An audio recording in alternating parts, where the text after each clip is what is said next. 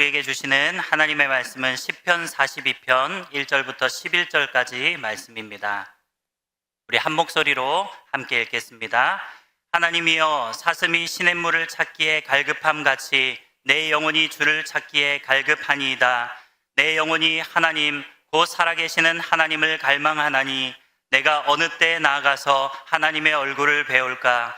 사람들이 종일 내게 하는 말이 내 하나님이 어디 있느뇨 하오니 내 눈물이 주야로 내 음식이 되었도다.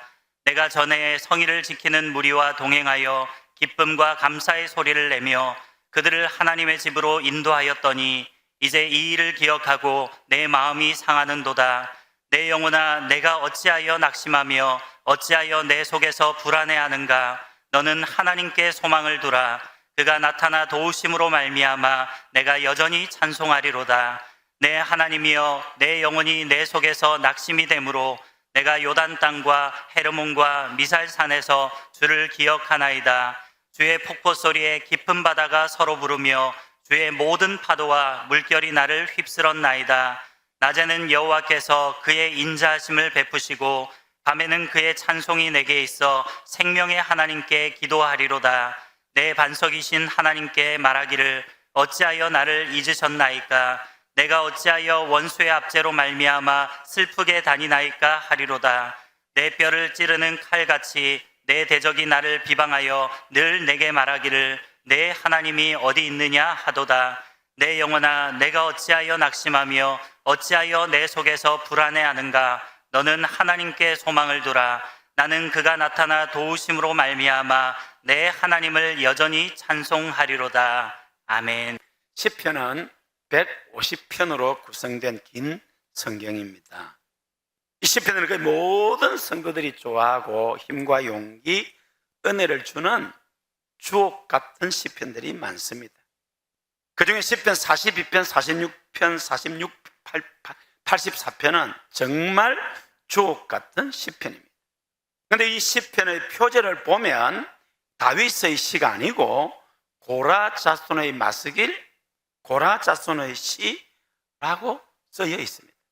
여러분, 고라가 누굽니까? 네, 민수기 16장에 모세와 아론을 대적해서 그와 함께 대적의 편에 섰던 사람들과 그 250명이 죽은 소식을 듣고 원망하고 불평했던 사람까지 약 15,000명이 재앙으로 죽임을 당한 그 사건의 주동자입니다. 고라의 후손들이 고라에 속한 사람들과 재물이 다 죽었어요. 땅속으로 꺼져버렸어요. 그런데 아버지 편에 서지 않았던 고라의 아들들이 있었어요. 그 아들들이 이런 주옥 같은 시편을 기록한 것입니다. 이 말씀을 한번 살펴보려고 합니다. 하나님이 주시는 엄청난 메시지가 있습니다. PPT를 한번 보시겠습니다. 제가 여러분의 이해를 돕게 하기 위해서 이거 어떻게 좀 하면 좋을까 하다 제가 강성관 목사님한테 부탁을 했더니 어제 하루 종일 걸려가지고 저 레위 자손 후손을 딱 알아보기 쉽게 해서 이거 지적 사진 찍어도 안 됩니다. 그 짜장 한 그릇 내고 네, 사진 찍었는데 우리 그냥 이거 지적 재산권 있습니다. 짜장 한 그릇 값 우리 강성관 목사님한테 반드시 내야 됩니다. 이거 그냥 되는 게 아닙니다. 여러분 알기 쉽게 참 놀라운 자 야곱의 셋째 아들 레위 그 레위의 세 아들 중에서 게르손, 고앗, 모라리인데 그 고앗 둘째 아들 고앗에게 아들이 4명이 있었어요. 장남 아므람의 아들이 모세, 아론, 둘째 이스라엘의 아들이 고라. 그러니까 모세와 고라가 사촌이에요. 고라가 반역한 데는 이런 뭔가가 있습니다. 그럼 제가 이거 연구해서 함께 나누려고 하거든요.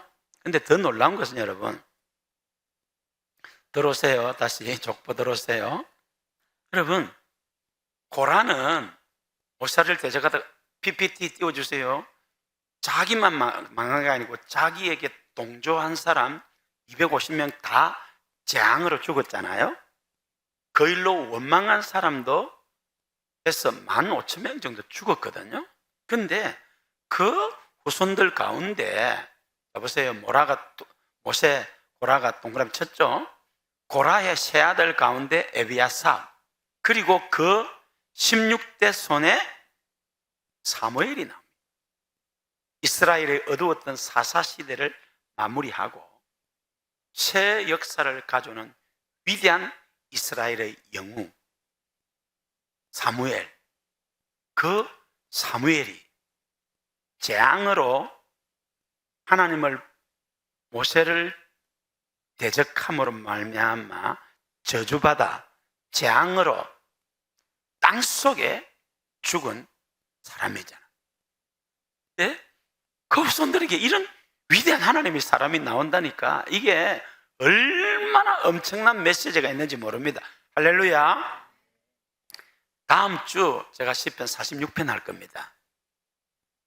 그리고 계속해서 시편 84편, 민수기 16장, 이게 몇 주를 갈지 모릅니다.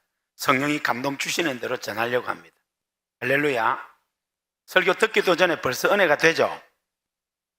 할렐루야. 기도 많이 해주시고 다음 주 시편 46편 암송해 오시기를 바랍니다. 여러분, 고라가 왜 모세를 대적했을까요? 이나네나 사촌인데 이나네나 똑같이 레위 집하고 하나님 일에 수종도는데 모세는 정치적 지도자, 아론은 종교적 지도자. 자기는 똑같은 비슷한 일을 하는데 사촌인데 니나네나, 따라합시다. 니나네나. 그러다가 망합니다. 여러분, 이게 오늘은 시편 42편 살펴보겠습니다. 오늘 본문을 기록한 고라 자손의 후손은 굉장히 낙심한 상황 가운데 있었던 것 같습니다. 4절에 보면 내 마음이 상하는도다. 마음이 상하면 참 후유증이 크죠.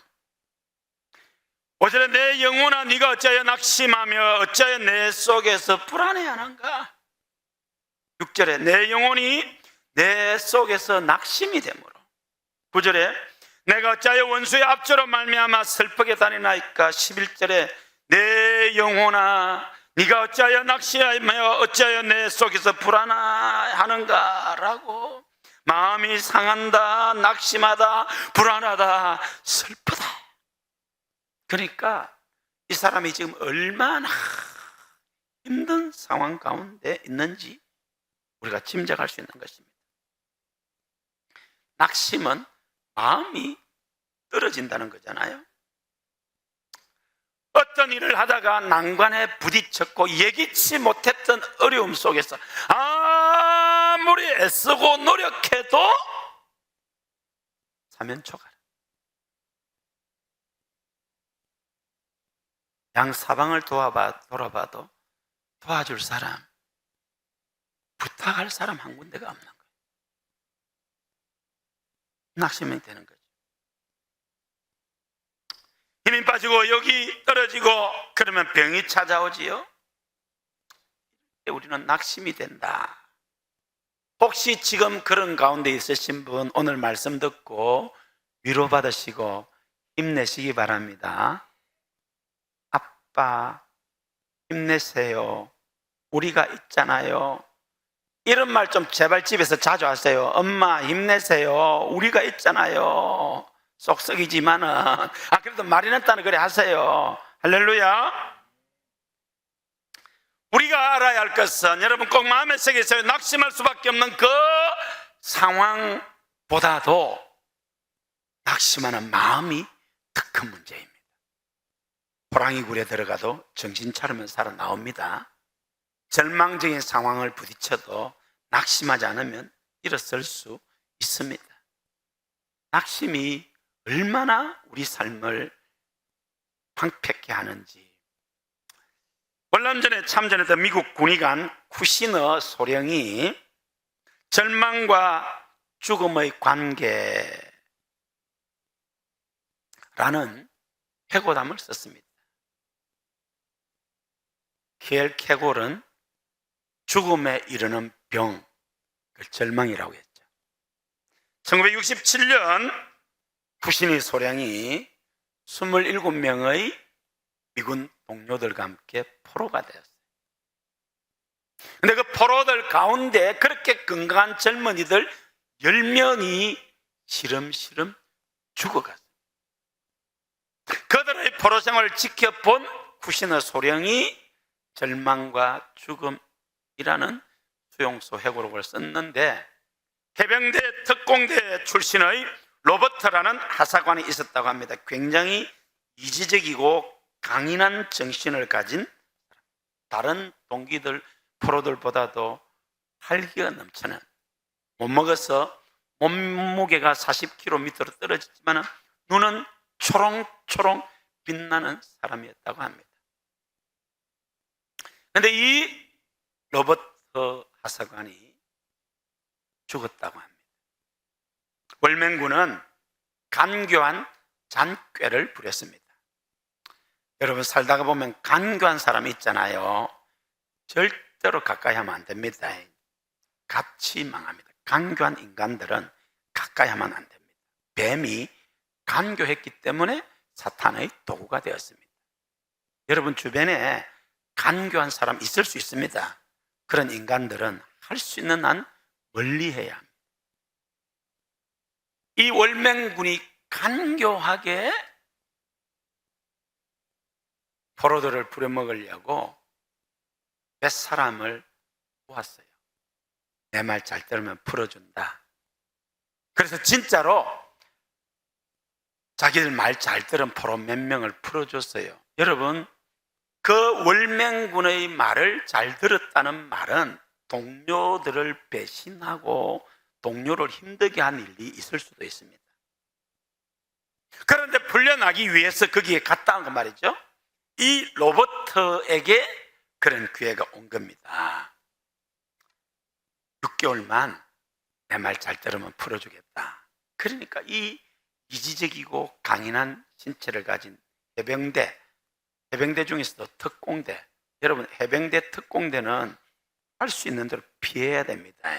한 방 맞으면 죽습니다. 예, 해병대가. 그래서 옛날에 우리는 개병대라고 했잖아요.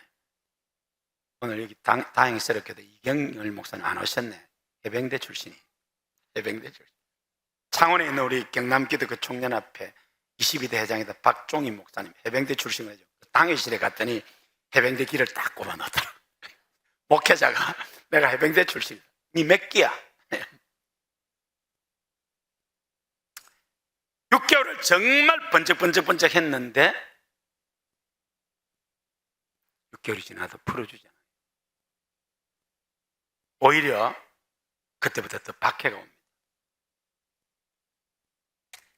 아, 쏘갔구나.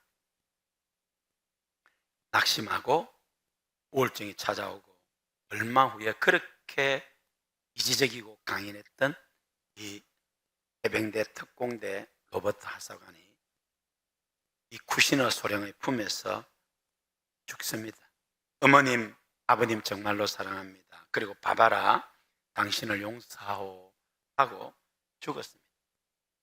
그 병사들의 죽음을 본 쿠시너 소령은 이들은 질병 때문에 죽은 것이 아니라 낙심 때문에 죽었다라고 말했습니다.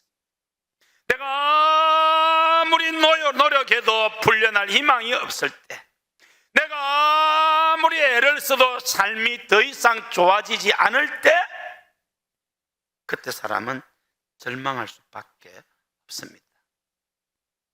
사랑하는 성도 여러분, 어떤 상황, 어떤 환경 중에서라도 결코 낙심하지 마시기를 바랍니다. 제2차 세계대전 중에 윈스턴 처칠의 명연설이 있습니다. 옥스퍼드 대학 졸업생을 향해서 한 말인지 아마 그 말인 것 같아요. 수상이 연설하니까 굉장히 기대를 했는데, 여러분 결코 포기하지 마세요. Never give up. Never give up. Never give up. 결코 포기하지 마라 라는 이 세 마디를 남기고 퇴장했는데, 역사상 가장 위대한 연설 가운데 하나입니다. 지금 여러분 가운데 삶이 힘들고 어둠의 터널이 너무 길고 고지가 높아서 힘든 분이 있을 것입니다. 여러분, 낙심하지 마시기 바랍니다. 옆 사람하고 인사합시다. 낙심하지 맙시다. 포기하지 맙시다. 하나님이 함께 하십니다. 하나님이 도와주십니다. 좋은 일이 있을 것입니다. 반드시 좋은 일이 있을 것입니다. 세상에 이런 날이 있을까 하는 그런 날이 올 것입니다. 그 말을 못 외워가지고 아멘으로 때웁니까? 여러분에게 세상에 이런 날이 있을까 하는 그런 날이 곧 올 것입니다. 곧 오기를 축복합니다. 할렐루야. 1930년대 세계 대공황으로 말미암아 온 세계가 얼어붙었을 때에 미국의 벤자민 루즈벨트, 프랭클린 루즈벨트 대통령이 유명한 말을 했습니다. 뉴딜 정책을 실행하면서 소아마비인데도 미국 유일의 사선 대통령이죠.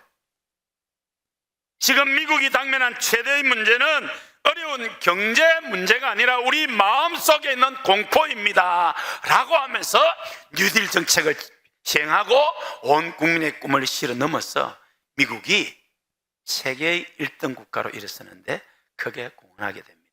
할렐루야. 여러분, 결코 포기하지 마시기를 바랍니다. 절대로 낙심하지 마시기를 바랍니다.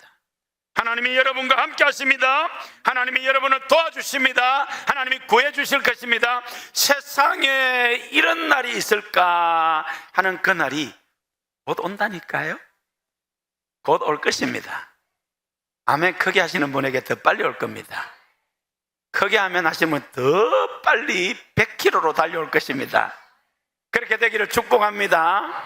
손 들고 아멘 한 사람 분에게 배로 올 것입니다. 할렐루야. 축복합니다. 예.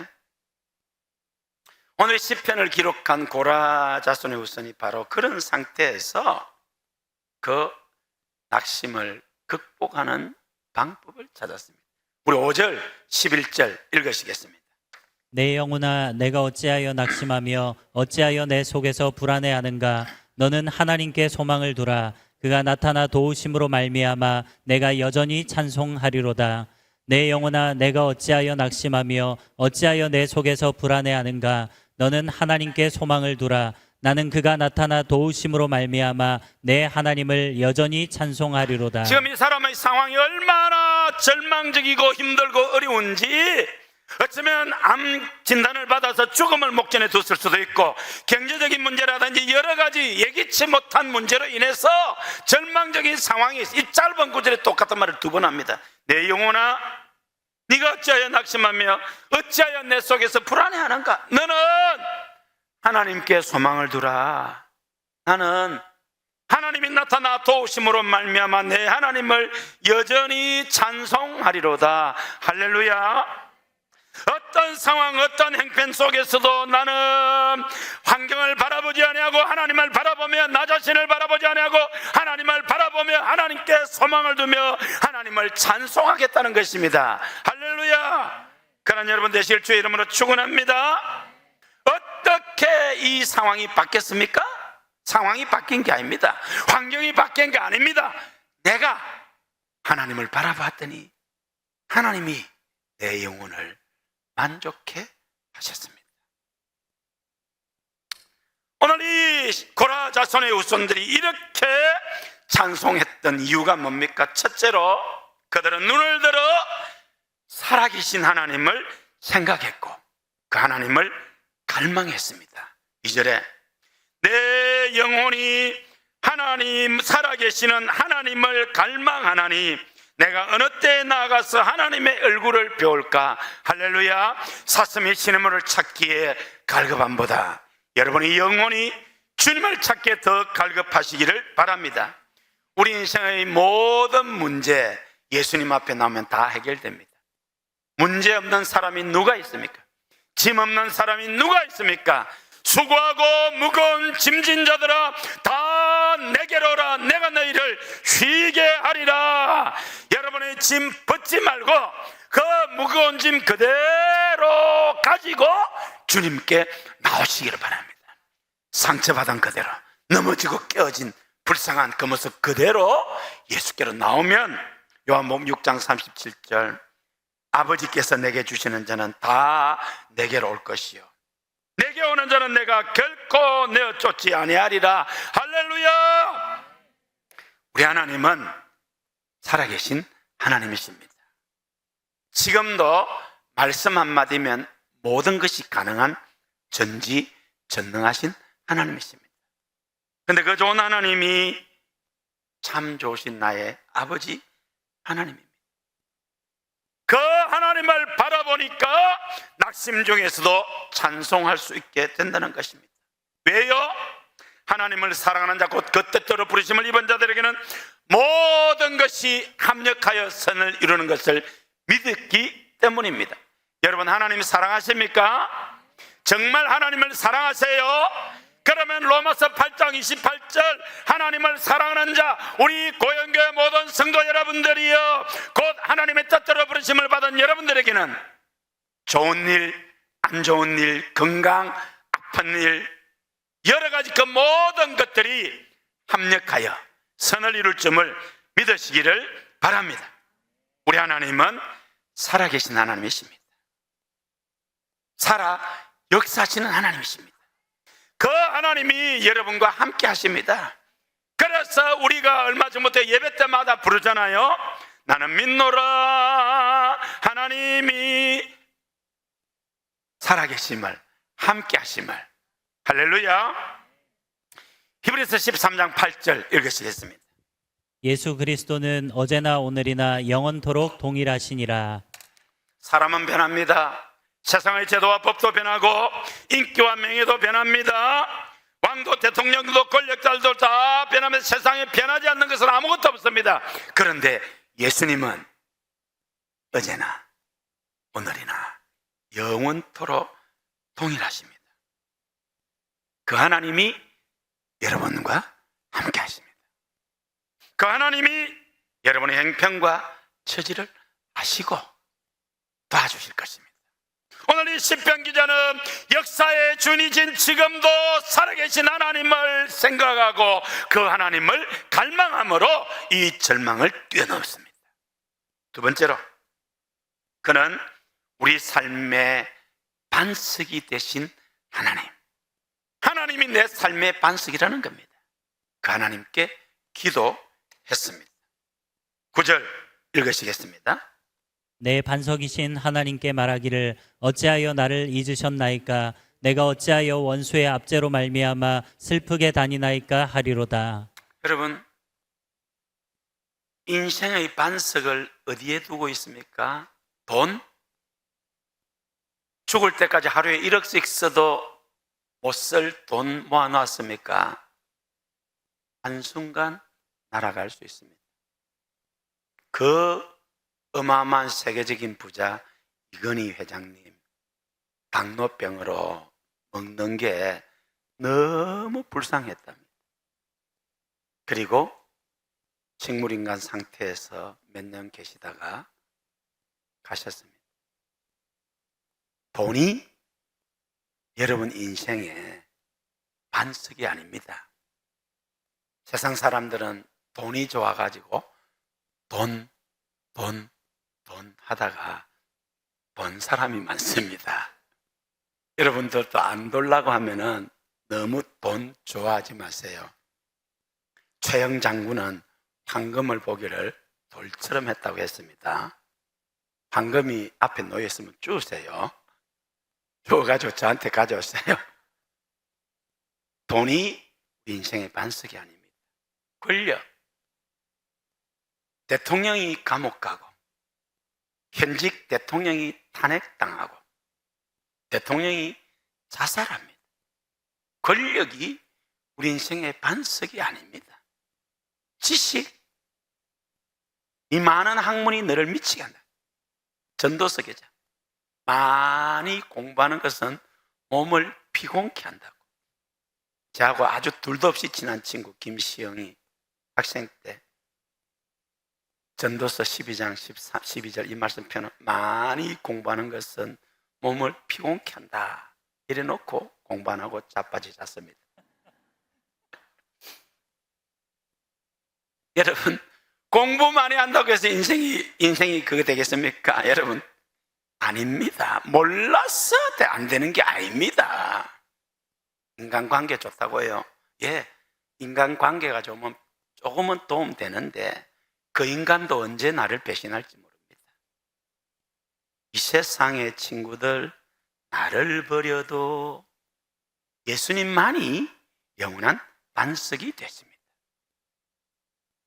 뉴욕 맨하탄 가면은 고층 빌딩이 많다고 합니다. 왜냐하면 그 맨하탄 전체가 거대한 안반 덩어리라 가지고 어떤 지진에도 안전하답니다.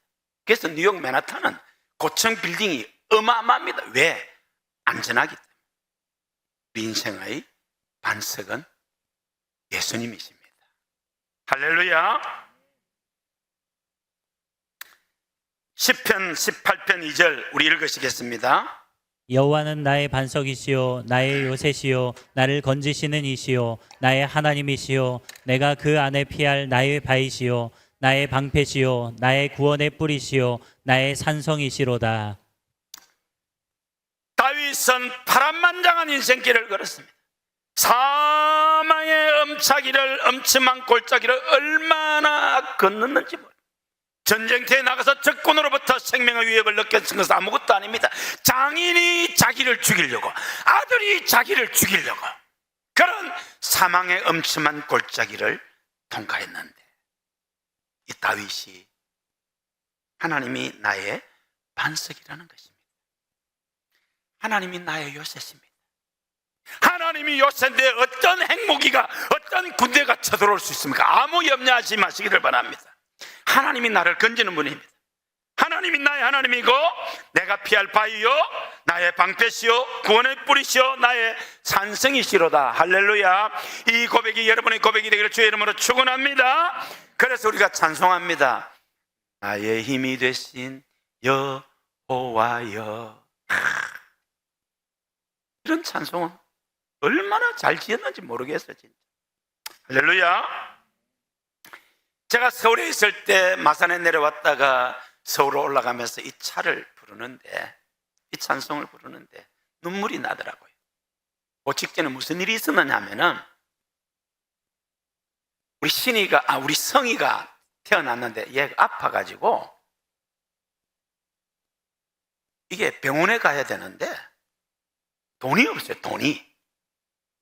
그때 우리 집에 단돈 1,000원만 있었어요. 교육자들의 사례를 매일 첫째 주에 주는 이유가 있습니다. 교육자들은 돈을 모으는 사람이 아니잖아요. 또 뭐 돈을 많이 주면 또 모을 수도 있는데 그렇게 많이 주는 것도 아니잖아요. 그러니까 어쨌든 이게 월말쯤 된 것 같아요. 이게 하루 종일 청년들 신방하고 밤 10시쯤에 이제 청년의 간사, 치과의사였는데 간사하고 집에 왔는데 애가 아픈데 병원에 데리고 가야 되는데 집에 돈 1,000원밖에 없다더라고요. 제가 좀 강한 사람이거든요. 그래서 눈물이 피. 애가 아프다는 말 앞에 내 눈물이 피. 그때 그 치과의사가 을지로에 있는 국립의료원에 데려가서 무료로 치료를 해주고 왔어요. 그 얼마 뒤에 내가 창원에 내려왔거든요. 창원에 있는 내 친구 집사, 자기 아들 5살인데 한 달에 50만 원씩 가해줘가지고 가해시켜 나는 거라. 절대로 배 아픈 건 아닙니다.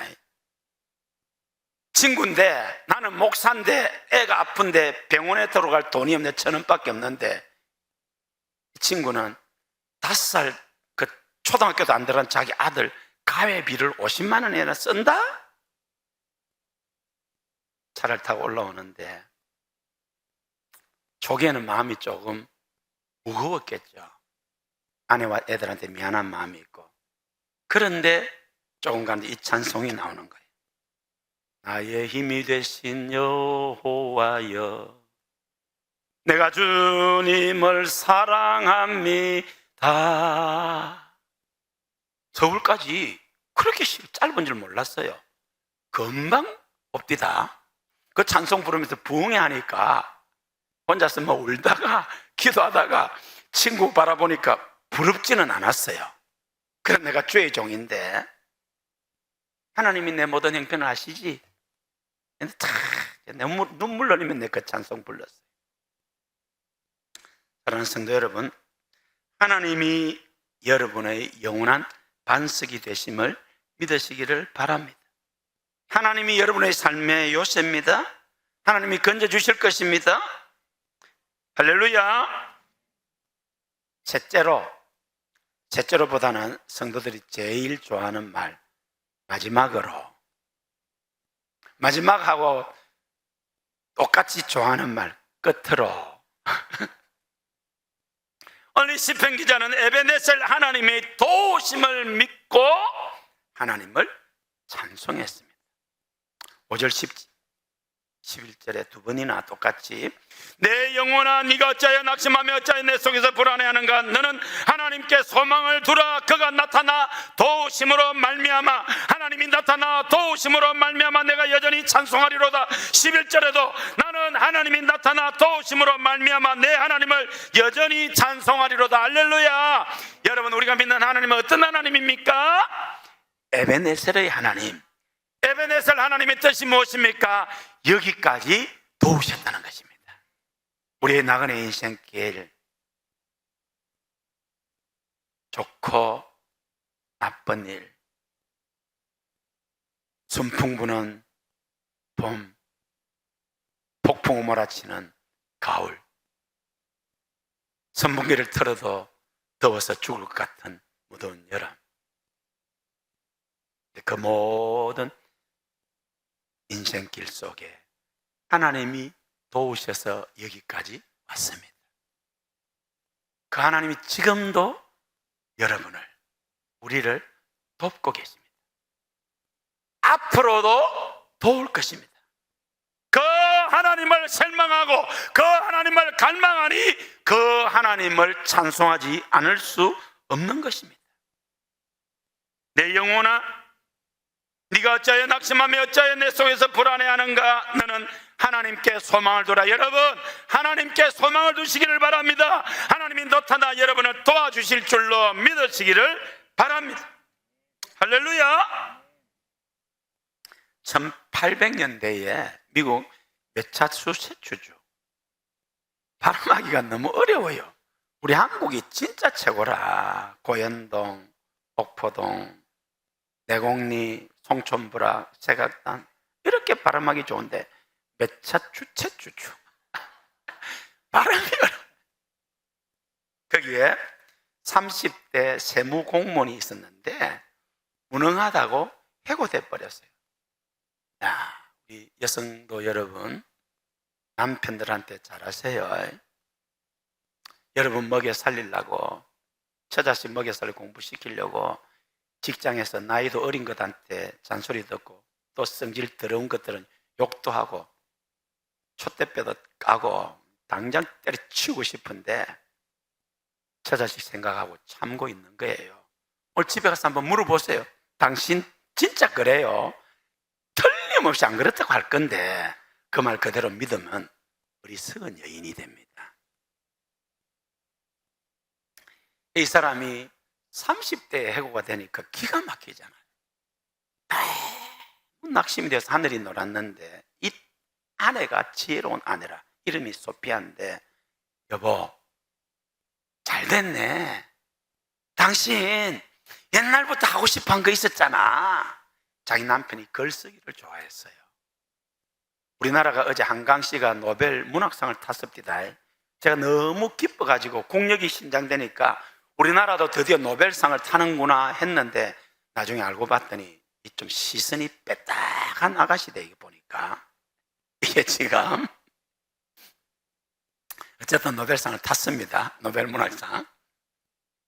이 사람이 여보, 당신 벌어준 돈으로 아껴서 1년 동안은 먹고 살 저축을 했습니다. 그래서 부부가 기도하면서 하나님의 도움을 구하고 책을 썼어요. 얼마 뒤에 이 실직한 30대 가장이 2번 들려준 이야기라는 작품을 발표하고 그렇게 힘들게 살아가는가 한 10년쯤 지나서 미국 역사상 가장 위대한 작품으로 평가되는 청교도 정신이 들어있는 글작 좋은 글씨를 발표합니다. 읽어보셨을 건데 못 읽어보신 분은 꼭 읽어보세요. 나다나엘 호돈. 이 사람이 바로 나다나엘 호돈입니다. 실직한 상황에서 절망할 뻔했는데 아내의 격려로 하나님께 기도하고 도움을 구하면서 불후의 명작 좋은 글씨를 낼 수 있었습니다. 그러나 성도 여러분, 하나님께 소망을 두시기를 바랍니다. 그 하나님께 기도하시기를 바랍니다. 하나님이 여러분의 그 힘들고 어려운 행편을 다 보고 계시고 알고 계시고 여러분이 하나님 앞에 도와달라고 기도하기를 기다리고 있습니다. 믿으시기를 바랍니다. 이사야 49장 15, 16절 읽으시겠습니다. 여인이 어찌 그 젖먹는 자식을 잊겠으며 자기 태에서 난 아들을 긍휼히 여기지 않겠느냐. 그들은 혹시 잊을지라도 나는 너를 잊지 아니할 것이라. 내가 너를 내 손바닥에 새겼고 너의 성벽이 항상 내 앞에 있나니. 젖먹는 자식을 잊어버리는 엄마는 없습니다. 그런데 젖먹는 자기 자식을 혹시 너희가 잊을지라도 나는 너희를 잊지 아니하리라. 믿으시기를 바랍니다. 내가 너를 내 손바닥에 새겼고 너의 생백이 항상 내 앞에 있다. 할렐루야. 우리 하나님이 눈동자처럼 여러분을 보고 계십니다. 여러분이 지금 얼마나 힘들고 어려운 가운데 하루하루를 살아가는지, 여러분이 얼마나 정직하고 진실하게 어렵게 살아가는지, 여러분이 얼마나 억울하고 왕따당하고 괴롭힘 받고 있는지 하나님은 다 보고 계십니다. 다 알고 계십니다. 다 듣고 계십니다. 도와주실 것입니다. 두려워 말라. 내가 너와 함께 합니다. 놀라지 말라. 나는 네 하나님이 됩니다. 내가 너를 도와주리라. 내가 너를 굳히게 하리라. 참으로 너를 도와주리라. 참으로 나의 의로운 오른손으로 너를 붙들리라.